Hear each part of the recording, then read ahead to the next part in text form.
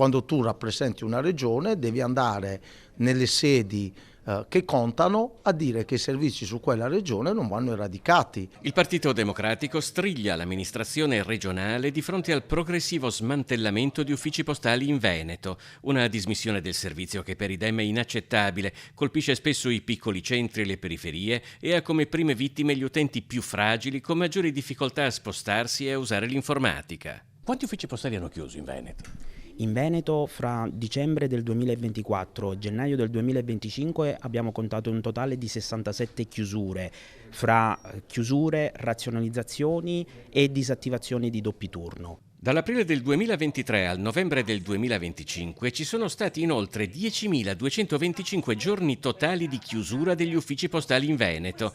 La provincia più colpita è di gran lunga quella di Treviso, con 2.426 giorni di chiusura, seguita dai 1.804 giorni di chiusura di Venezia e i 1.598 di Padova. Secondo la CGIL c'è una precisa politica aziendale. Si vogliono valorizzare sul mercato speculativo e quindi tagliare dipendenti, tagliare uffici per aumentare la redditività, ma questo rischia di essere la morte di Poste Italiane. Perché?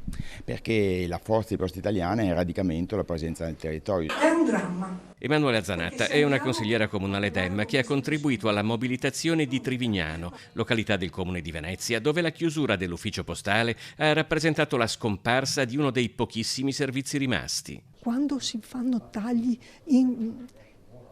sull'altare del Dio costo-beneficio, si tagliano, si va col rullo compressore sopra queste storie. Se spesso accanto ai cittadini si sono mossi i sindaci di destra e di sinistra, il PD chiede che ora farlo sia la Regione, mettendo sul tavolo tutto il suo peso politico. Noi chiediamo che venga istituito immediatamente un tavolo per fare due valutazioni.